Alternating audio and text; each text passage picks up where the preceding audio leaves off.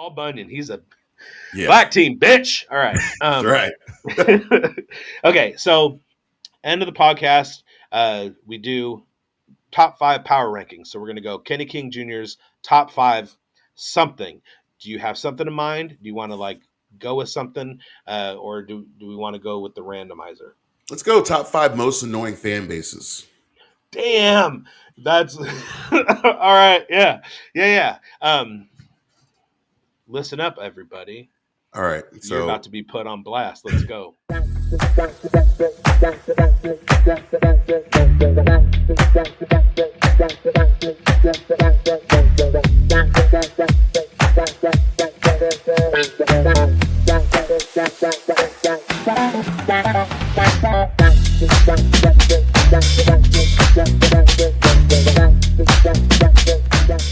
What is a bigger moment for you? Uh, Sharing your dad's Super Bowl ring with friends, or Ice Cube following you on Twitter? I would have to say at this moment right now, it's probably Ice Cube following me on Twitter. O'Shea, hit that Yeah, button. Come on. I've That been is I've been friends with his son for a couple years. I've been friends with okay. O'Shea Jr. and we've been trying to get Cube on the pod, and uh getting that follow is like that first real step to it working. So let's see what happens. Yeah. Well, once you break the seal on that and get him on yours, go ahead and shoot him over to me. And oh my God, like one of the one of the more fundamental moments of my life. And I mean, we're talking like I don't know if you how well you know Davis, but little white kid growing up in Davis in the 80s and straight out of Compton dropped. Holy shit, that was a game changer. I had Yeah, dabbled. I had been into like, the breakdancing scene in 85, got into Run DMC and the BC Boys and the real Roxanne and shit like that. Like I was a cultured little kid. But in 89 when Straight Outta Compton dropped, it absolutely blew the lid off the lives of my friends and I. It was like my buddy and I driving around Sacramento in his convertible, like blasting Straight Outta Compton and knowing all the words. And I embarrass my kid when I rap everything when we hear stuff. It's Ice Cube is and when they split, Ice Cube was my guy. I went his way. I went America's Most Wanted way. I didn't go the other way. yeah, And speaking of that, we got today was a good day coming up in a little bit. Some guy figured yeah. out what day that was, and Figured out exactly what day it was. That's pretty awesome. And the yes, funny thing about that too is the beep that he got from Kim, he's still with her to this day. So uh, guess you get true love from that one little beep. that's rad. All right. The other thing I want to say, who is your favorite Raiders content creator in on the internet, and why is it Mike Tyson at Big Corey? Corey's my guy. That dude, Corey Machiavelli, those are my guys. We got Black Team. Those guys are awesome. I can't really just pick one though. I do a lot of work with Raider Cody. I've partnered with Mm-hmm. Samoan and Fitz. Each content creator has their own different like niche, and each person is different for different things. Yeah. Fitz is going to come with some more of that like little crass humor where he's just going to kind of make you, some people are going to cringe at it. I think it's hilarious. I like that stuff, the raunchy stuff. Corey, he'll tell you he's not for everyone, and he definitely isn't. But the people that he's for, the target audience, we get it. Mm-hmm. Mike makes amazing videos. Cody does some amazing work with his podcast when he does it. Um, so each person, Simone's been doing it for a long time, and so, and then you got to give shout out to the originator, and that's Mikey Raider. So, AKA Donkey Lips. And so, we gotta give love to everybody. I can't just choose one, but if I had to say my favorite, I would say myself. There you go. Yeah, yeah, yeah. No, I didn't want to discount you. And everybody, the crawl on the bottom, Kenny King Jr. at Kenny King underscore Jr. on Twitter. Real Talk with Kenny King Jr. on all the pod platforms. He's my guy. He's in the burn today. He's the guest that we're going with. Uh, Big Corey though, I cannot get through one of his videos without at least stopping it and listening to something again, or just Yeah. stopping it so I can laugh and then pay attention a little bit later. That dude, Yeah. he's got some original shit that just like it's mind blowing. The Yeah. stuff he comes up with is just like it floors me every He week. just he just gets high and does shit. Like that's all it is. He Yeah, smokes and then he's like, all right, let's make this video. and he's down in Phoenix, right? Yeah, he's down in Phoenix. Yeah, and where are you at? You in the Bay Area? I'm in the Bay. I'm over here in Martinez. In Martinez. Okay, that's my stepmom lives in Martinez, right on the right on the border of Martinez and the next city over. Um, Pleasant Hill. yeah, Pleasant Oh, Hill. she's over by me then. Yeah, but she tells people she lives in Pleasant Hill. I usually tell people I live in. I'm literally like I'm on the like behind me is Lafayette, and to the right of me is Pleasant Hill, and like to then like a 5 blocks down is Walnut Creek. So I'm like in this really like Okay. weird triangle. Yeah, And then I that's got Concord like right there because the mall's right there. So it's like it's really weird. that's East Bay. You staying warm? Almost got down to 40 today. Yeah, I got a Yeah, I got a sweatshirt on today. me too. All right. And your day job. What do you do for your day job? I'm in sales, so basically, I work from home, which is great. I'm in sales, get to go around, talk to people, stay at the house, and so I got my little setup here and just do that. Yeah, that's the best. No, I was No, raised in Alameda. raised in Alameda. Raised in Alameda, moved to Walnut Creek in 8th grade, lived in Walnut Creek through high school, and then moved back to Alameda, went to Laney for a couple of years, ended up getting a scholarship out to Temple University and played football out in Temple, and then actually blew my knee out and moved back to the Bay. And so I've been back here ever since. All right. So, you ever like hook up with Marshawn and do stuff for Laney, or like what's going on over there? You know what? I haven't been back to Laney since I left. I need to go back. They got a new facility over there. John Beam's doing an amazing job with the team. They won a natty a couple years ago. They were on Last Chance U. Yeah. But yeah, no, I need to go back. I haven't gotten a chance to. I have gone back to my high school and my old coach is still there, so I've gone back with them. But definitely need to make it back to Laney and get involved with the program over there. And what about Temple? How was your football experience in college? Transferring out to Temple, you played defense. Yeah, I played defensive end and defensive tackle. My football experience wasn't what I wanted it to be there because I blew my knee out, and so I didn't even get through. I didn't even get through spring ball. But the experience in Philly was amazing. I mean, Philly's a lot like Oakland. You have different pockets in the city, and you've got amazing people out there, great food. I really enjoyed it out there. I was actually talking to somebody about it last night, and just talking about my experience there, and it was a really good time. I still talk to a lot of people there. So I have fraternity brothers out there, so we still communicate a lot. And I hope to go back this April for WrestleMania, and so WrestleMania 40 is Ooh. going to be there. I'm hoping to make a trip out there. I went to WrestleMania 39 last year, and so now I need to make it. I mean, need to make the trip out there because I heard The Rock is going to be there, and that's going to be pretty exciting. Oh shit. Okay. Anybody with plans later on in the year, go to WrestleMania. Go Yeah, see The Rock. Like his return would be absolutely enormous. That would be crazy. yeah. The Rock So, versus Roman is supposed to be the main event. So whoa. I those are just the kinds of things that like you can only do in like wrestling and movies and stuff like that, where you just like you bring blasts from the past back and put them yeah. together and everybody loses their mind. I think with the football experience, I mean, obviously it's rarefied air for things to go the way that you want them to. Mhm. And a lot of times people get wrapped up in watching elite level players and not kind of fathoming how many people out there are that good.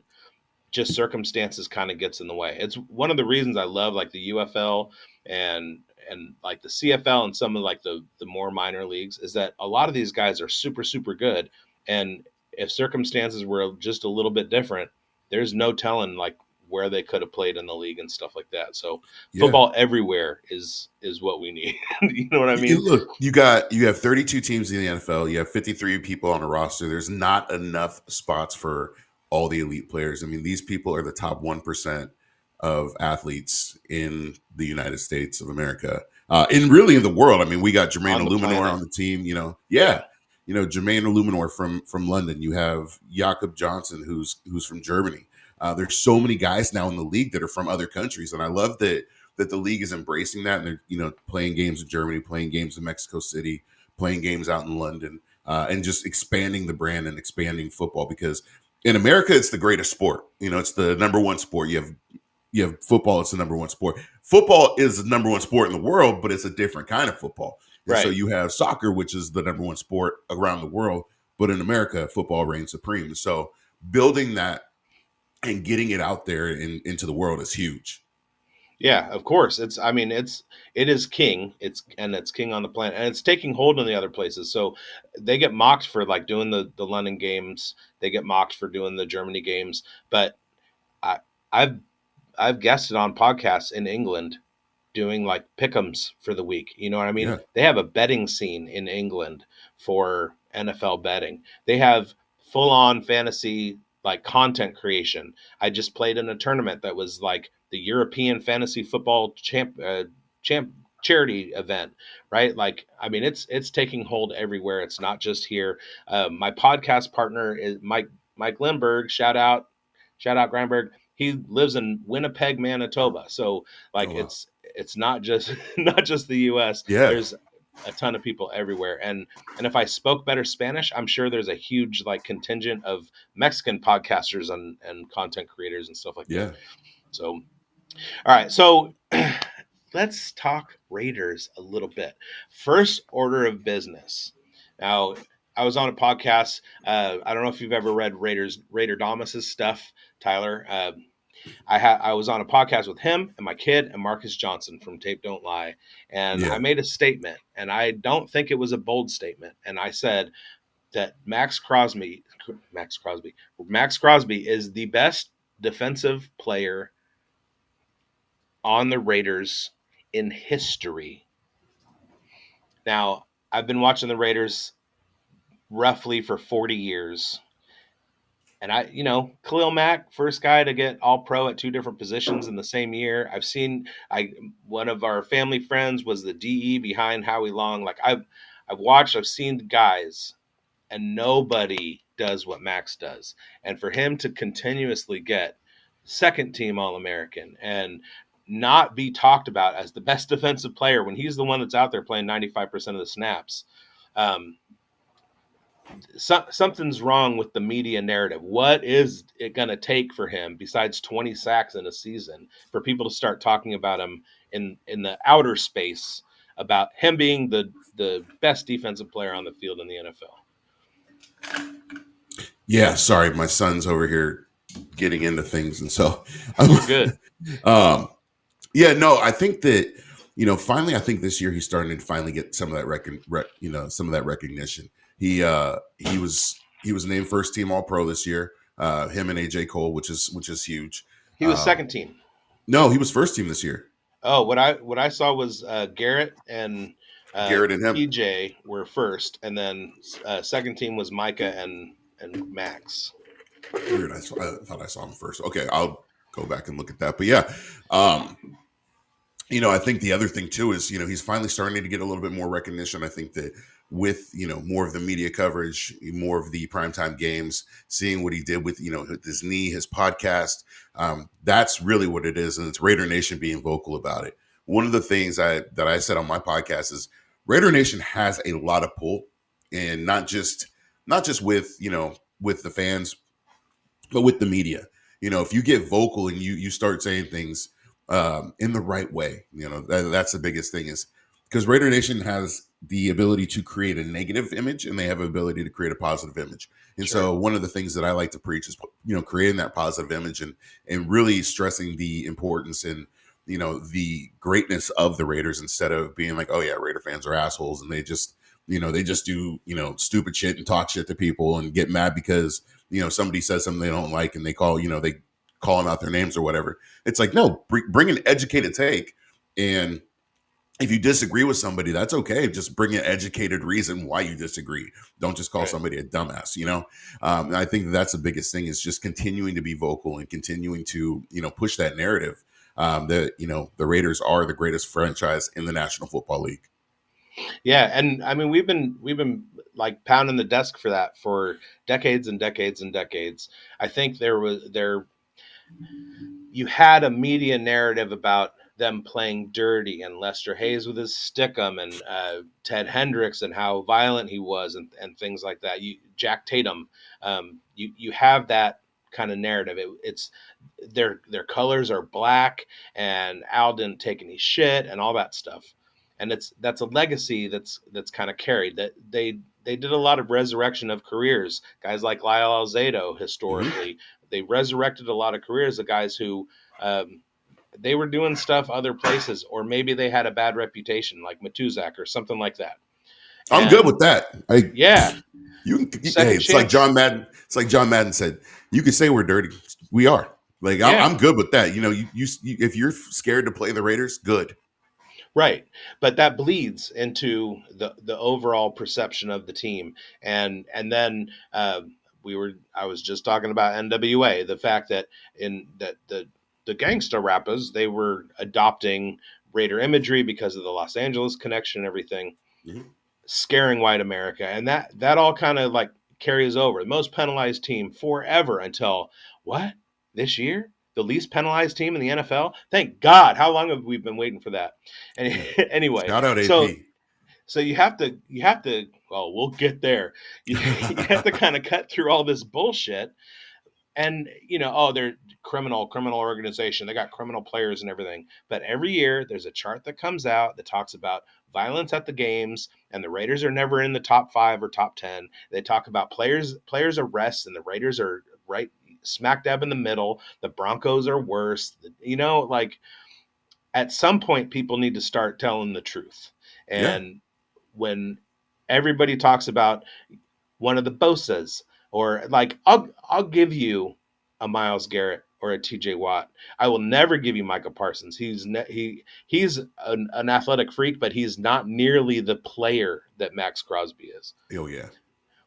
But the fact that he's on the field for every snap, the fact that he has so many tackles for loss and he's such a run stopper, the fact that like he has moves when he's rushing the passer that just like they make professionals look foolish.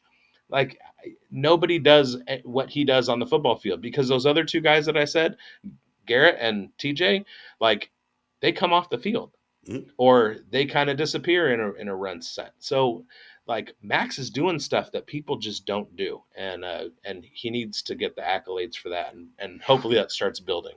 And he's not done. I mean, he hasn't even reached his peak. And the crazy thing is, I was watching the game last Sunday where I was just watching Max and just watch his get off. He gets off as soon as the ball is snapped. I mean, he's his hands are constantly moving, his arms are constantly moving, and he's getting held and he's still making plays.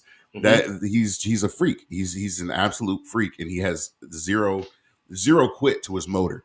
I think that more people need to take a look at him, and one of the things that I really, really appreciate about Max is that he not only is nonstop, but he fires up that defense to have that same mentality. And those Yeah. guys have been, they played lights out, especially after AP took over. It almost makes me wish that my kids weren't grown and I had another little one to be like, okay, watch this guy, be like Yeah. that, do that, do him. Uh, Speaking of slow get off, I do want to ask, because this is a point of contention between myself and some other people that I talk to on a regular basis, who will stay nameless at this point. I I had a kind of a mild breakdown when the Raiders drafted in 2023 when they took Tyree Wilson at the number 7 spot, and it's less to do with Tyree Wilson. I'll say that from the get go. I'm not a Tyree Wilson hater. The problem was with the draft capital or the expense that you're giving up at the 7 spot. I don't think that Tyree Wilson was ready to come in at that point. Yeah. He came on towards the end of the year, and I think Malcolm had a lot to do with that. The emergence of Malcolm Kuntz as a force, along with Max, I think that kind of allows other things to happen along that line. What do you think about Tyree's like progression across the season, um, and maybe like a couple points that he still needs to work on, because get off was the big thing. Like I Mhm. know he's tall and long and fast and everything, but sometimes you see the ball snap and you see everybody else like 9 to 10 other players start moving, and he starts. You know what I Yeah. mean? So what is it going to take for him? First of all, how do you address get off through like a lineman's development, and then what do you see for him going forward in throughout his development? Yeah, that's a great question. I think that, I wasn't a big fan of the pick either. Just because of, where he was picked, him coming off an injury, having the get off issues in college. And, the biggest thing was the injury. And seeing how he wasn't able to go through a full offseason, seeing how he wasn't able to, go through the preseason, and then having that slow start, really not getting a lot of snaps in the beginning of the season. And, that's one of the things. The reason he progressed, I think, Max and Kuntz definitely had a huge part with that. I think the other part was him moving inside. He's plays much better at D tackle. He's great at a three technique. He's Hmm. somebody who definitely can improve, and the way that he's going to improve is this offseason. He has a full offseason training. He's healthy. He's going to have the ability to train with Max during the offseason, train with Kuntz. His progression is going to be relied on just focusing on working on his get off. And the way that you do that is you just watch the ball. You don't listen to anything. You literally block out every noise in your head and just Right. watch the ball. Because what he's doing too much right now is he's anticipating and he's making sure that he doesn't jump off sides. And so he's listening, in my opinion, he's listening and then he sees the ball. If you just watch the ball and turn on the blinders, your get off's going to get so much faster. Right. The other thing that he's going to need to work on is going to need to work on his pass rush technique. Right now he only has a bull rush, and that works. It works Hmm. right now. But in order to become a better defensive lineman, you need to work on your pass rush technique. You need to work on your hands. A lot of great defensive linemen do a lot of martial arts and things like that, like you see Max doing the MMA. One of the things that I did when I played is I trained jujitsu. I did martial arts. I did a lot of hand techniques. I worked with my head of security, um, who was actually he was a black belt in Jeet Kune, and so taught me a lot of different hand tricks and things like that. And so that's really what he's going to need to do is just work on his hands, work on his get off. And I think that once he does that, he's going to have a big jump in 2024. Okay, that's. I mean, I'm rooting for the kid. Like you can't not. Um, Yeah.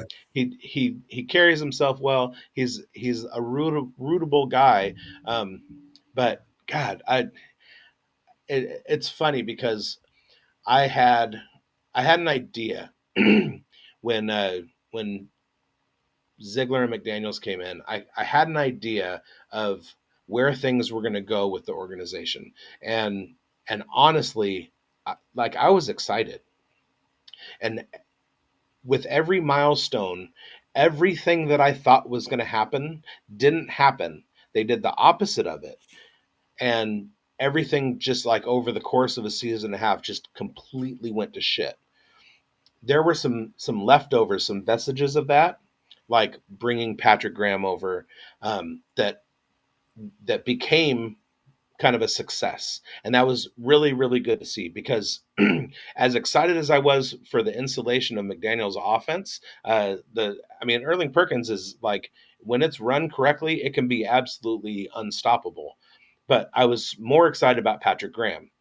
Mhm. Hearing stories after McDaniels left about how Patrick Graham was hamstrung, those things have led to like people getting kind of the wrong idea about Patrick, Mhm.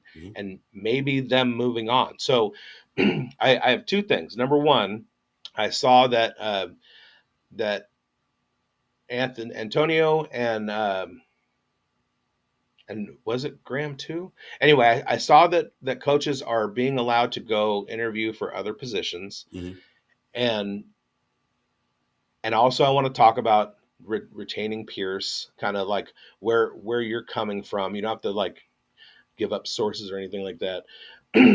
But it feels to me like with Antonio Pierce going and interviewing for other head coach positions, Patrick Graham too, the Raiders understand, Mark Davis understands that he's keeping them in house. And these are the other teams just like knowing that that those guys are safe. They don't have to give them an offer or anything. They just got to bring them in the building, satisfy the Rooney Rule, and move on from there. And and then Antonio Pierce is going to be back with the Raiders next year.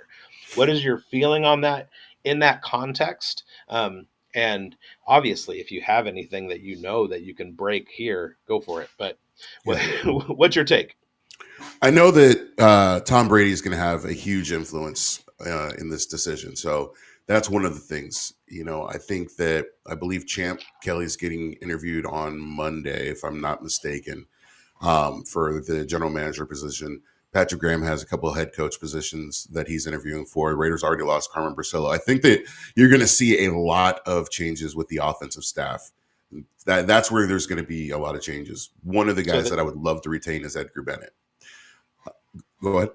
they're not sold on Bo. They don't want to like keep Bo and Adam Gase around. And um, I thought he did a fantastic job, like losing Josh like that, and then Bo coming in, and suddenly the offense is scoring 30 points. Like, how did Yeah. how do they not pick up on that? Well, because you have games like the Vikings game where they didn't score a single point, and you have True, games, but that was the Vikings defense. yeah, but They were good.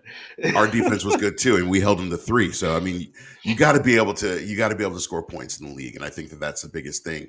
And if the Raiders are to retain Antonio Pearson and make him the full time head coach, you're going to need to have a really skilled offensive coordinator. Yeah, That's going to be the biggest focus. There's obviously other candidates out there. You have Mike Vrabel, who was a surprise fire down in Tennessee. You have Jim Harbaugh, who's the big sexy name that I don't want around the franchise. no, I don't want another ego. I don't want another person coming in and try to do things their way. It didn't work with Gruden. It didn't work with McDaniels. It didn't work with Del Rio. It's not going to work with Harbaugh. I know everybody yeah, says, "Well, look at the resume, and he just won a national championship." I don't care. Like, the players have spoken on who they want. Max has been vocal. Devontae's been vocal. Josh has been vocal. The big names, I mean, your stars are saying that they want this man as a head coach. And one of the things that I know for a fact is that Mark listens to the fans. Mark listens to the players, and if the fans want AP, then they need to be vocal about wanting AP. Just like the fans wanted Josh McDaniels fired. What'd they do? We got vocal about it. yeah. There was people at the Aces parade, with signs saying "Fire Josh McDaniels," and then And in the they stadium at games, Mark like, yeah, it was him loud. fired. Yeah. And so, those are the things that you need is for fans to be vocal, put out hashtag AP2LV. We got that Mhm. thing trending. But that's what I you're going saw to need to that do is to today. retain Antonio Pierce. Yeah. And then, and if Patrick Graham doesn't get a head coaching job, then they're going to need to retain him too, because we want some continuity with this team. Yeah. So what is your take on Graham being allowed to do things once McDaniels left that he wasn't when McDaniels was there, and that kind of led to improvement on the defensive side of the ball? I mean, the results speak for themselves, right?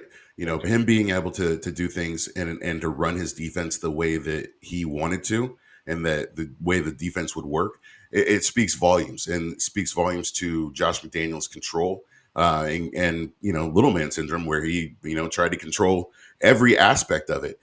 Also makes you question, what what could have been if he allowed Derek Carr to play the way that Derek Carr knows how to Right. play. Right. That those are questions that I ask, because I feel like Derek Carr was hamstrung a lot too. Now I know that he didn't have the best season down in New Orleans, but I mean, what could he have done if he had this offense? So those are all questions that I ask that we'll never get the answers to until some people retire. But I think that it speaks volumes to Patrick Graham's ability to successfully run a defense, and I can't wait to see it get better with him.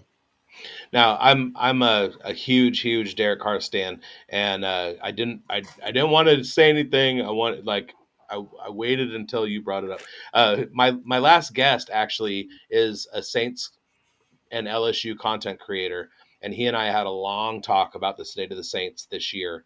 And because I root for Derek and I want to see him succeed, and I thought that the Saints he was gonna take a team with a competent defense and go pretty far.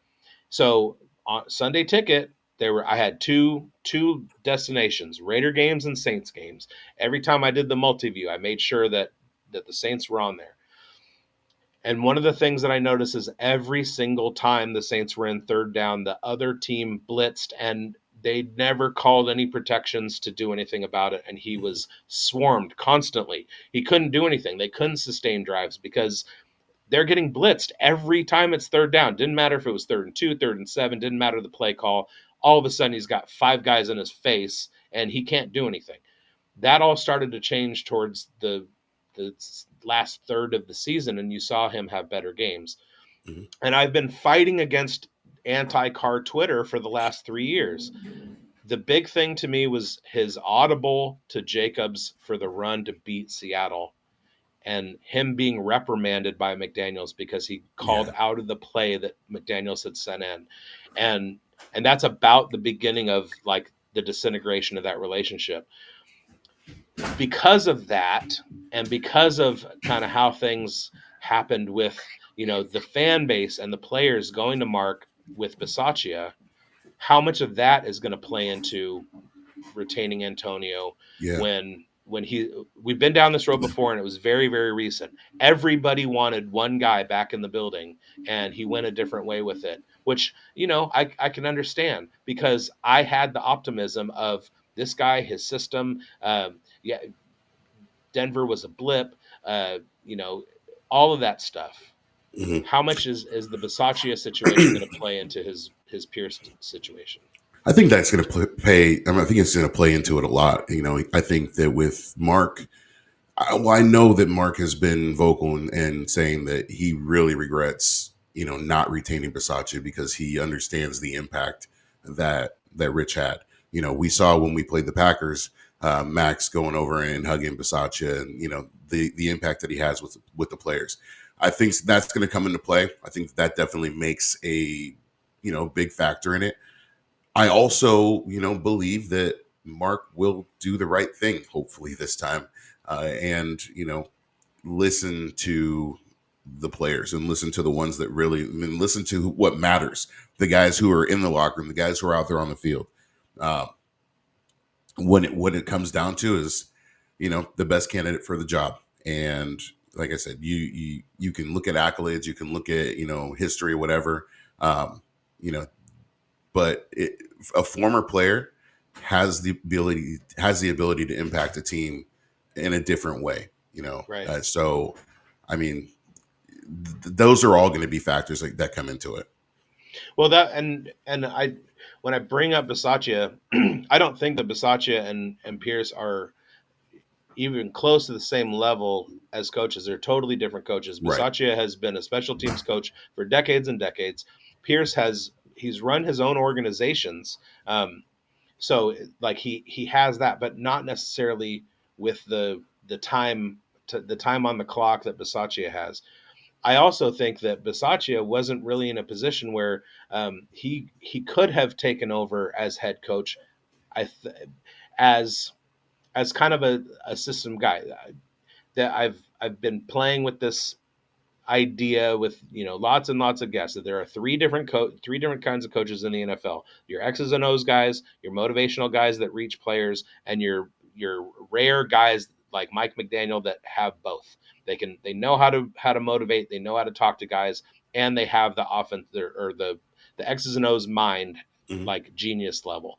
I think Bisaccia from a certain standpoint knew what he was doing, but he was more of a motivational guy, and Antonio Pierce is more of a motivational guy. That's not to say Antonio doesn't know what's happening on the football field or how to scheme and stuff, but he's not that kind of guy like McDaniels where I have this system and I'm a genius with it. Those guys need somebody those guys need the team to follow them. And if you don't have the personality for them to follow you, things are going to happen like what happened in Vegas in the first half of the year. Mhm. But if you get somebody like Patrick Graham being the brain and somebody like Antonio Pierce being the flag bearer, it's absolutely a recipe for success. Mhm. And I Look at that's Detroit. Look at Detroit. yeah, Dan Campbell. Dan Campbell is the motivator. Ben Johnson's the guy, the man behind the curtain, and that's why it works over there. I'm 100% with you on that. Um, so yeah, no, I think that's the a huge part of it, and that's why I'm saying go out and get a really really good offense coordinator. I mean, I know Eric Bieniemy is probably going to be there. Byron Leftwich is out there. There's guys out there that can call some great plays and that are going to be great additions. Also, yeah. go out and get a quarterback. Jimmy's not the answer. Aiden, I think, is a serviceable quarterback. I think that he will be a solid backup, but a Caleb Williams, a Jaden Daniels, Michael Penix. Get me somebody who's mobile in the pocket, who can make plays with their legs. Get me somebody who can throw the ball downfield and air it out, and who's not afraid to try to make a play.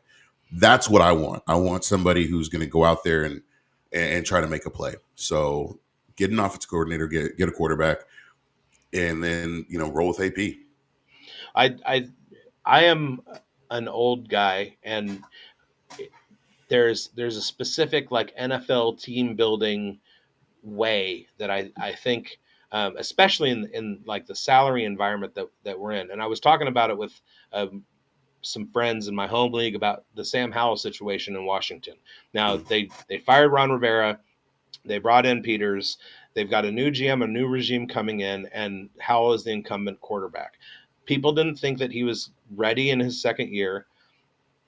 Rivera said, "We're going to roll with him." The first 14 weeks of the season, he was the first quarterback in the NFL in 2023 to get to the 3,000 yards passing mark. Um, he in fantasy circles, he was the number 4 quarterback after 13 weeks. So he's there. There's something there.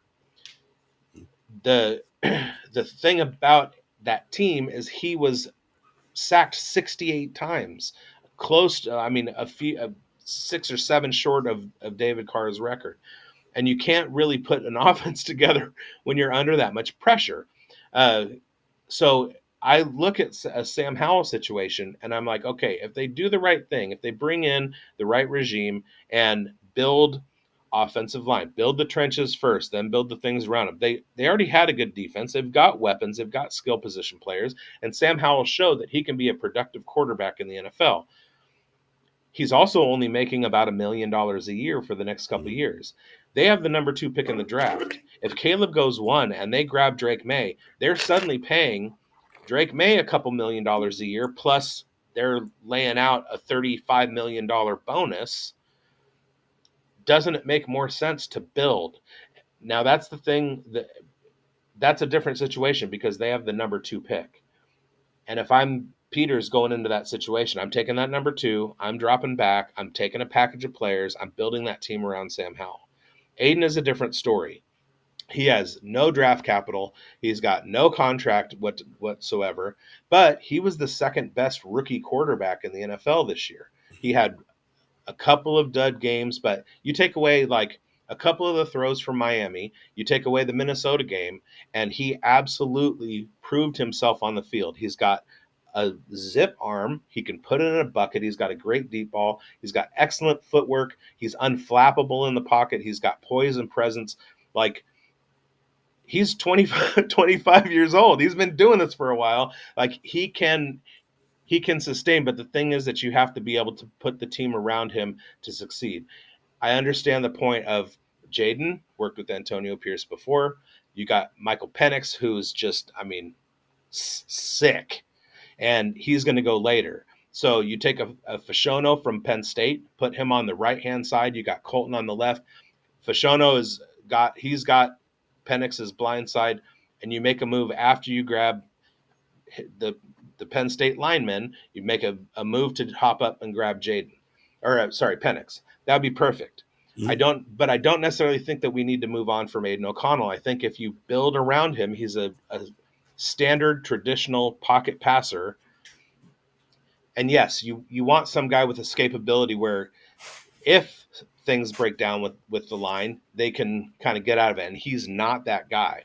But maybe build a line that's not going to be a problem. You know what I'm saying? Yeah, So would that be a possibility of like saying, okay, hey, we're it's going to take a new regime a couple of years. Let's stick with Aiden. Let's kick the can down the road and maybe grab a quarterback later. Or do you think that the Raiders are in a position right now where they can take one guy and he's going to have enough impact to improve the record by 3 or 4 games and put them into the playoffs, I like think so. Penix or Daniels? You think so? I Okay. Yeah, I think so. I think that you know, you take away that first LA game, you take away the Steelers game, you take away the Detroit game. Uh, the different quarterback in those games, the Raiders are in the playoffs, and so those are things that I look at. And if you have the ability to go out there and get a skilled playmaker, then you got to take that opportunity. You got to be aggressive. And what we've seen over the years is the Raiders haven't been aggressive. And so I want to see them get aggressive and get somebody who's going to just be a game changer, because you've seen it so many times with quarterbacks who come in, CJ Stroud down in Houston, who I wanted. For Hmm. they come in and they So make an did immediate Dave. impact. Yeah, That was the worst story that came out from the fallout of Josh McDaniels. That they had a deal in place with Houston. Dave wanted CJ, and McDaniel said no. yeah, Come on. because he So, thought he could roll with Jimmy. He thought that Jimmy was going to be the future. well, and that what you just said, plus the idea of McDaniel's thinking that he can like his system is can be for everybody. That kind of makes me think like request. That makes me question, kind of rethink my stance. That I think what I my game plan would be maybe maybe that's not right. Do you think Michael Penix is going to be there at 13, or do you think that we would have to move up? I We're gonna have to mean, move up. we're gonna have to move. Okay, Yeah, so now we're looking. Let's talk about three guys because Drake May is fine, but he's not on the same level as Caleb and Penix and Jaden Daniels. Do you think Jaden Daniels or Michael Penix would be a better fit? Like, not not considering the Antonio Pierce connection that Daniels has. I still like Daniels a little bit more. Just Okay, his playmaking ability. I mean, Penix is awesome, but you know, yeah, it's very close. But Jaden's got a little bit more to him, in my opinion. he's also not quite as big, and he also doesn't have the same injury history as Right. Penix does.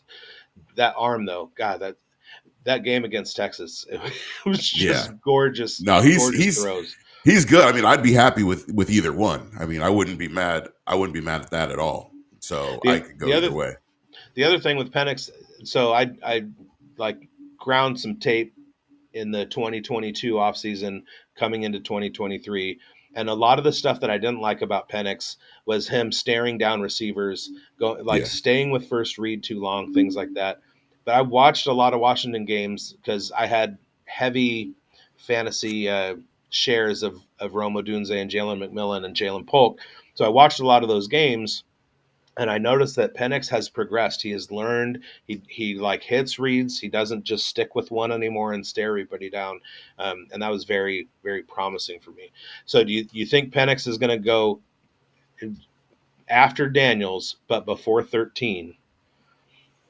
Yeah. I mean, there's a lot of teams that need quarterbacks this year.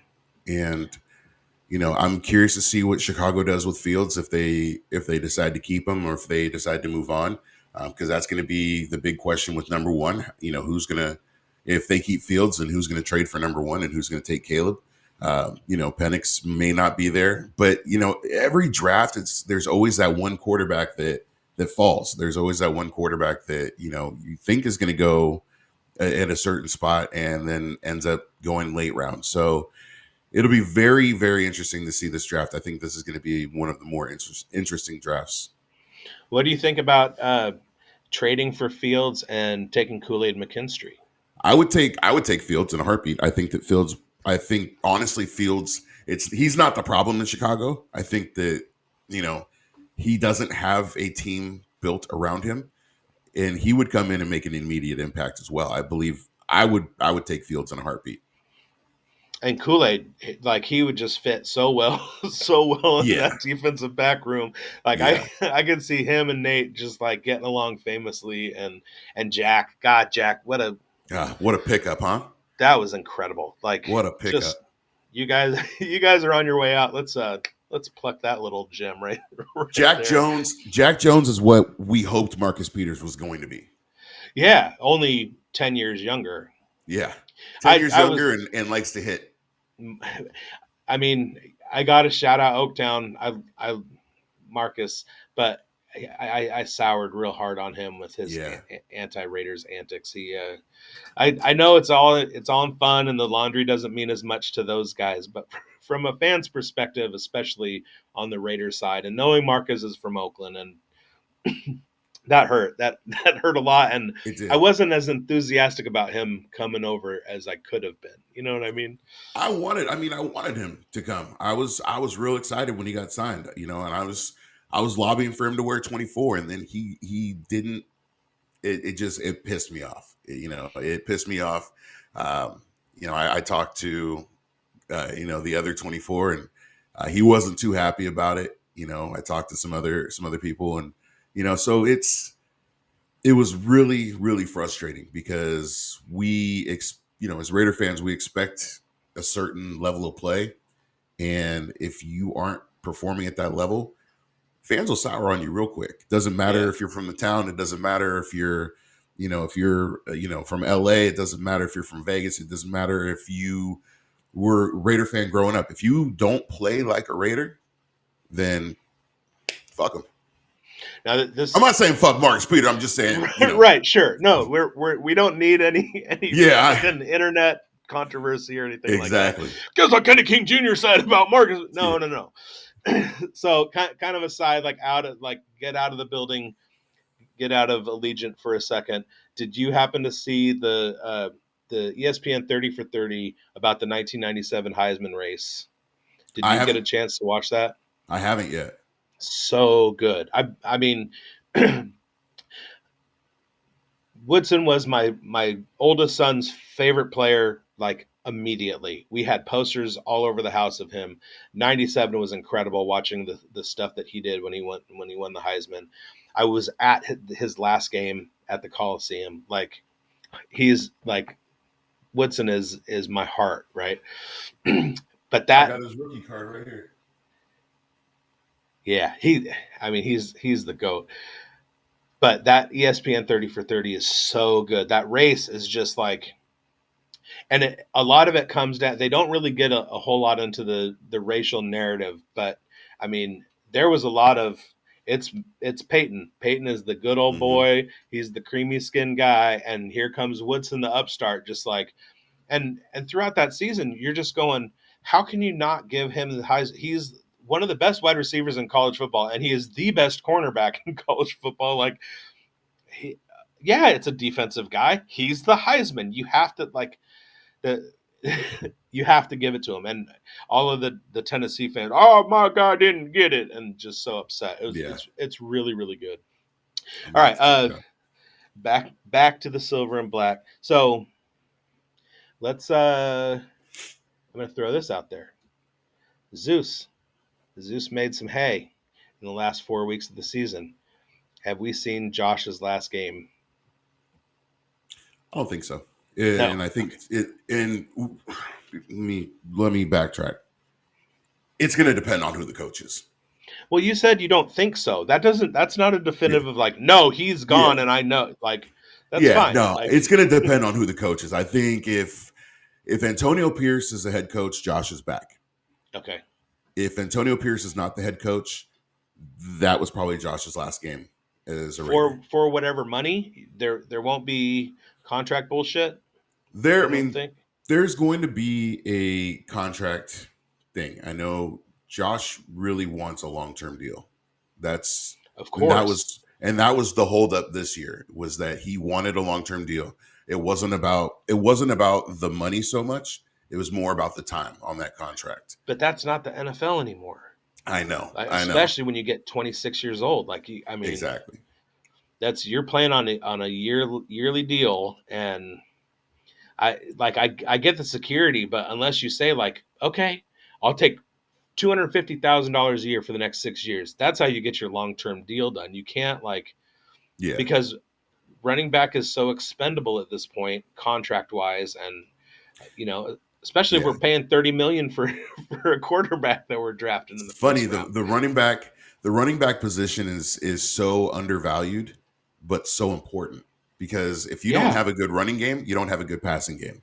And right. so I get the frustration of Josh and Saquon and Derrick Henry and all these guys because you expect the running back to, get 20 to 30 snaps a game. You expect them to get 100 yards a game. You expect them to, break these tackles and to go head up with linebackers and defensive linemen, but you're only going to pay them one of the lowest salaries in the National Football League. So Yeah, I understand the frustration because these guys are putting their bodies at risk. I mean, if you look at, the retired players, they're the retired legends. The guys that have the most issues with their body are the linemen and the running backs. Those are the guys that have historically had the most issues with their bodies. Those are the guys that have more of the CTE issues because they're constantly going head up. And the way that Josh runs, he runs with a very physical way. So I see the Raiders side of it. They're like, we gotta. Josh has had some injury history. He's missed games because of injury. We want to make sure that we protect our investment. I see Josh's side. Hey, I want to make sure that I'm protecting myself and that I'm setting myself up for the future and setting my family up and setting my kids up.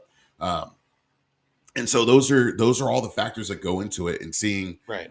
and coming to middle ground, being like, okay, well, I know you want a 5 year deal.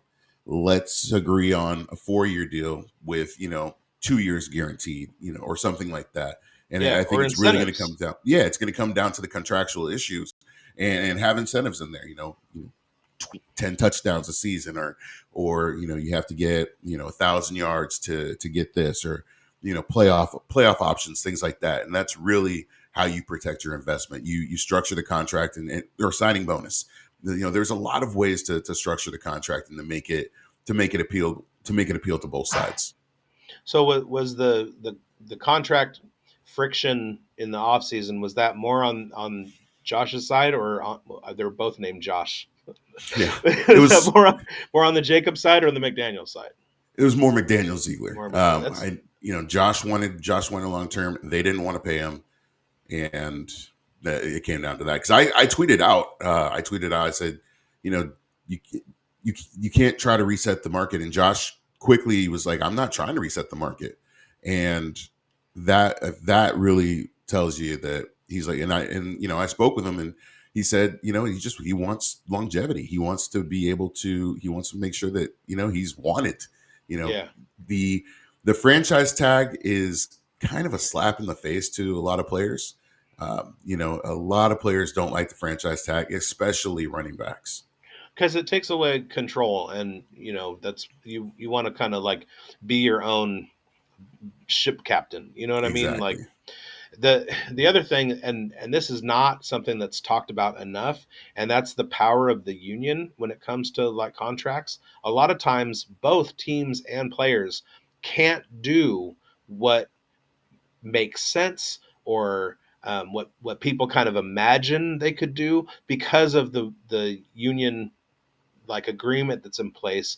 Like if you rate at a certain level at a certain position, the team can't pay you more money. You can't Right. reset the market. You can't do things like that. And that doesn't get talked about enough. Basically, Yeah. they distill the argument into, well, he wants too much, or they don't want to give it to him, or whatever. And it's like, wait, there are rules here too that like don't get talked about. Yeah. All right, so before we get into the end, I have one last thing. Well, okay, two things. Um, So I don't know how much you follow Hondo, but he had shortly after the Josh McDaniels firing, he was talking about potential head coaches coming in. This is before everybody was on board the Pierce train because things were still kind of like out there.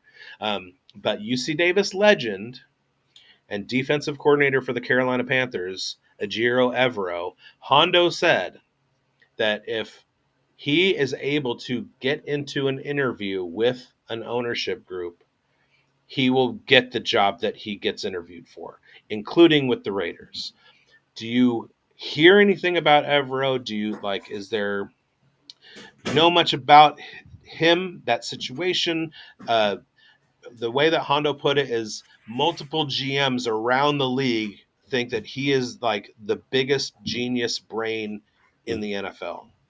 I haven't heard much about him to the Raiders. I definitely know that if he does get an interview, he's going to be a top candidate. But yeah, I follow Hondo pretty closely.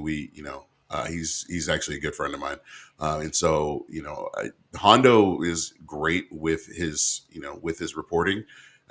Everything has been pretty spot on for what he's Yeah. reported, unlike others. And I noticed some pettiness in the staff room or the writer staff room as of recent. And I'm not going to get into that East Coast No. West Coast beef, but yeah, Hondo does a great job reporting, and generally everything he says is spot on. He said that Josh McDaniels was going to be the guy. Josh McDaniels got hired. He said that they were probably going to move on from Carr. They moved on from Carr, and so those take what Hondo says with with some force because he does report facts. Yeah, and he does his due diligence. He won't say something unless he has unless it's like fairly concrete, and he'll tell you. If you give him 30 minutes, 15 minutes of it will be him telling you that he's not giving up his sources and he's Yep. only giving you accurate information. The other Yeah. 15 minutes is going to be that accurate information. Um, Yep. he's like, yeah, he's definitely an outstanding outstanding reporter. Okay, Yeah. so that was the first thing. Okay, the second thing. I want you to give me two guys, one on offense, one on defense, that nobody has any kind of not on anybody's radar. That's in the building right now that in 2024 is going to like turn heads. Offensively, I think we started to see flashes this year. I think next year is going to be a breakout season, and that's Michael Mayer. Mhm. Defensively,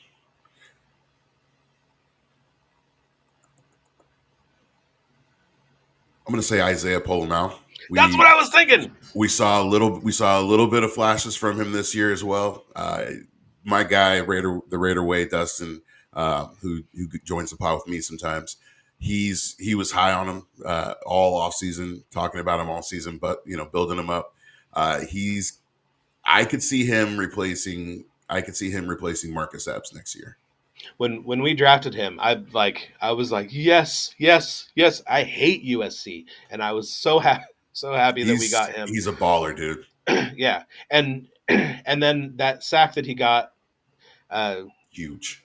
that I mean, that was it was gorgeous, and it was that's so he seems to me like he's kind of like more of a tweener, like not really safety big, not linebacker big. You know what I mean? Like Mhm. he doesn't seem to fit size wise, but Right. he's exactly the kind of weapon that I can see Patrick Graham like knowing how to uh, like get out there Yeah. and make an impact. I love it. One of the He's the player that Tanner Muse was supposed to be. Yeah. Hey, let's draft everybody from Clemson. Speaking of Clemson, what's going on with Hunter? Is he gonna stick around? And I was knew it that question was coming. well? I didn't think of it until just now.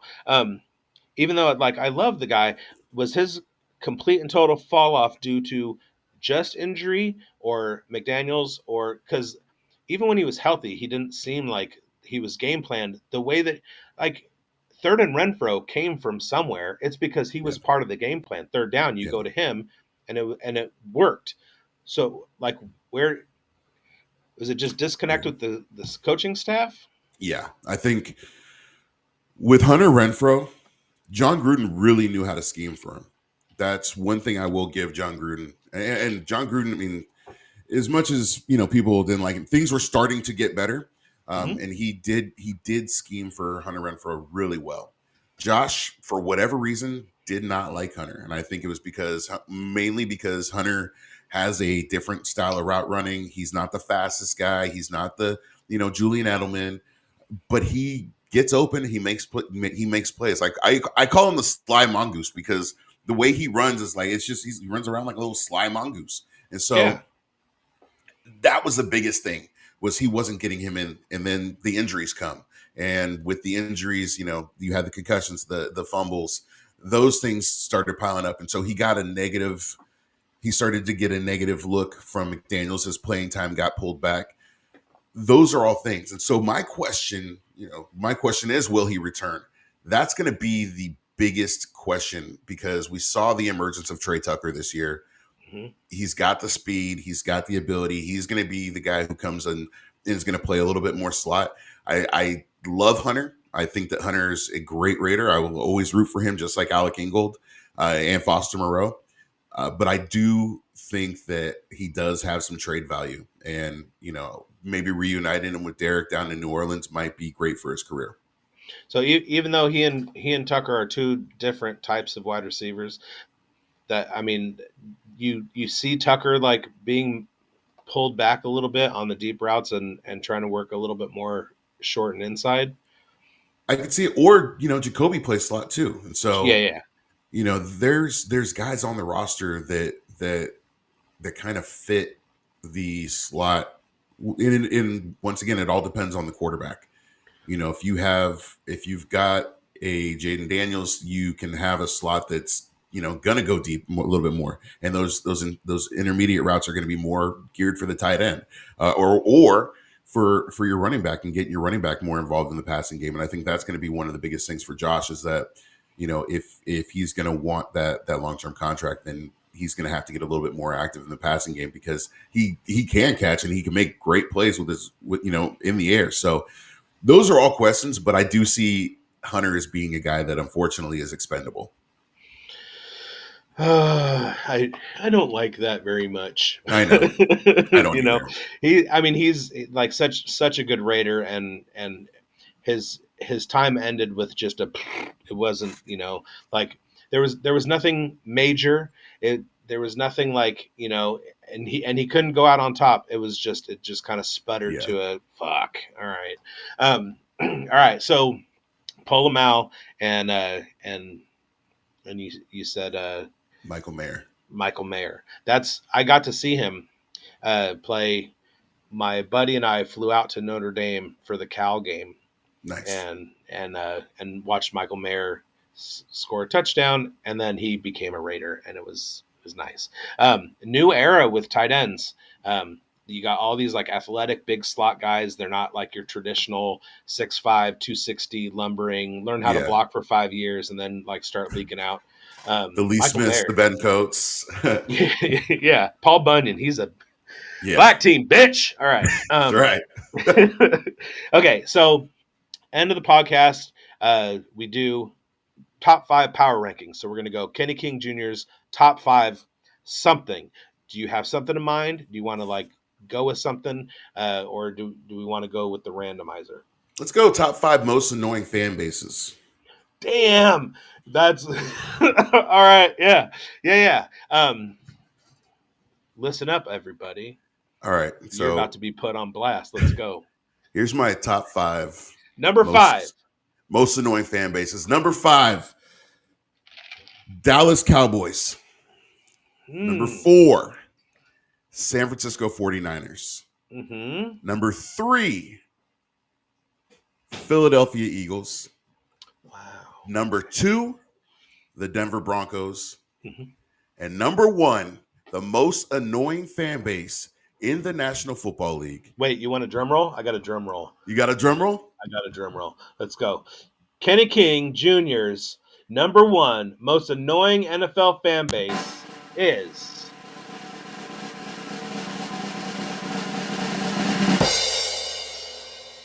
fan base that has no freaking fans and they're only bots on social media, the Los Angeles Chargers. Oh,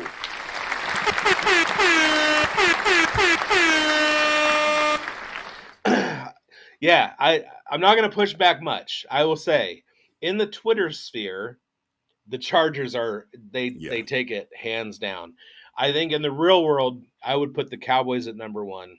yeah, I would put the Niners at number two, and that's a close call because I grew up in Northern California, and I don't like the Niners because of the 49ers fans. Like yes. I could have gone both ways. Like I was in this position where I was very very young. There were no flag plants yet. And this is how I became a Raider fan. So the Raiders win a Super Bowl, the Niners win a Super Bowl. I don't know any better. I'm just starting to get into the game. I'm like 8, 9 years old, right? So at UC Davis, every year they would have the donkey basketball game. They would have the Niners and the Raiders come down to the rec hall in Davis, Oh and they yeah, would play a charity basketball game.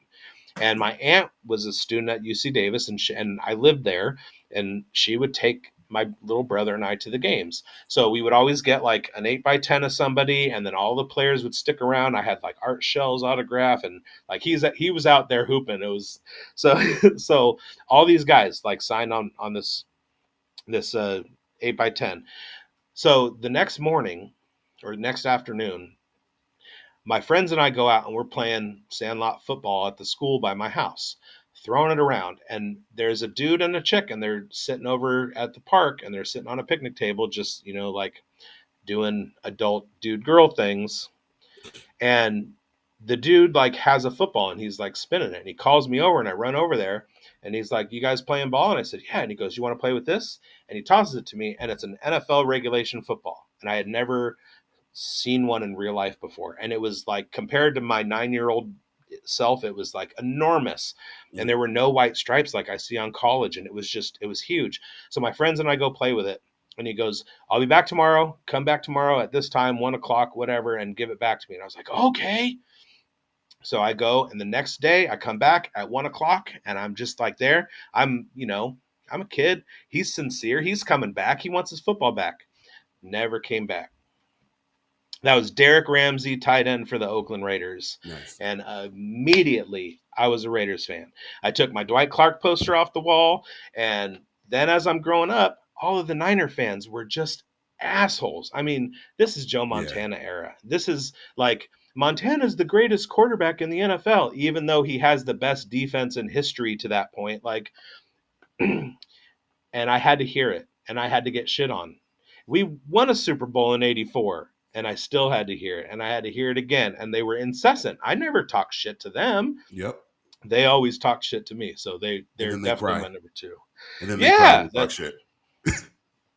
God damn it. And ironically, my best friend and my girlfriend, my partner of the last 13 and a half years, both Niner fans. So what do you Yeah, what are you gonna do? And guess who talks shit? them. Not me. Yeah. Yeah, All right. yeah, Kenny King Jr., this has been absolutely fantastic. I loved having you on. I would love to have you back again. We'll kick that can down the road and yeah. maybe do something in the future. Everybody go follow Kenny King Jr. at Kenny King underscore Jr. On Twitter and Real Talk with Kenny King Jr. on all the podcast platforms. His podcast, it seems like you do about one a month.